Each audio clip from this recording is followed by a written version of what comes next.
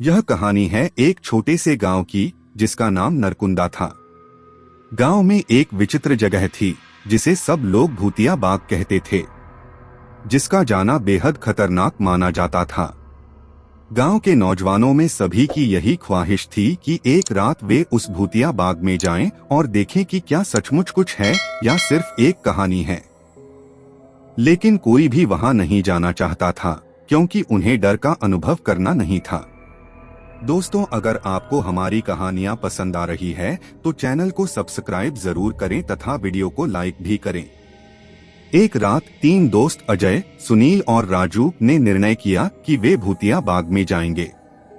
उन्होंने रात के अंधेरे में चुपचाप रास्ता तय किया और उस अजीब जगह की ओर बढ़ गए।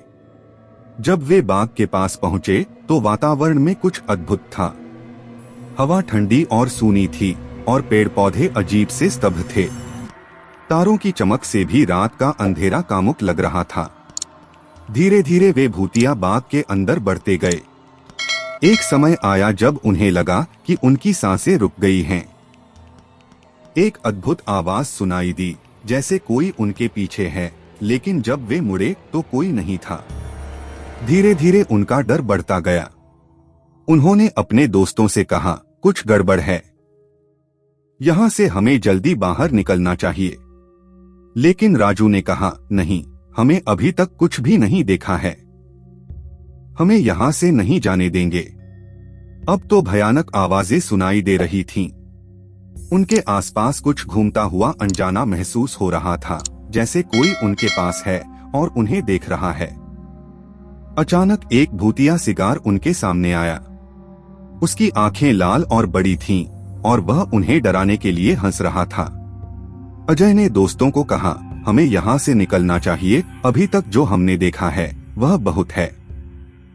लेकिन सुनील ने कहा, नहीं, अब हम इस सब का सामना करेंगे। हम इस भूतिया सिगार से मिलकर यह सब समझेंगे। वे भूतिया सिगार के पास गए और उसको छूने की कोशिश की, लेकिन वह एक अद्भुत रूप में गायब हो गया। वे दर्शकों को बिल्कुल भी नहीं दिखाई दिया। तभी एक गहरी आवाज उन्हें सनसनाहट महसूस हो गई।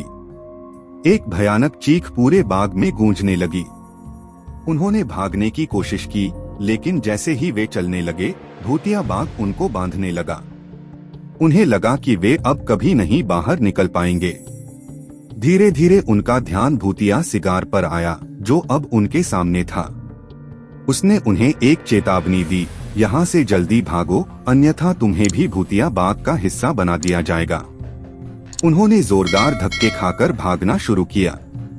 वे भागते भागते गांव की ओर लौटे, जब तक कि उन्होंने भूतिया बाग का दृश्य पीछे छोड़ दिया। उन तीनों को वह रात कभी भूलने वाली नहीं थी। वे भूतिया बाग में हुए घटनाक्रम को अपने दिमाग में सच के रूप में संजो लिया था। उन्हें यह कभी नहीं भूलने वाला था कि भूतिया बाग एक सच्ची भूतिया जगह है, जहां डर और अद्भुतता का मिलन होता है।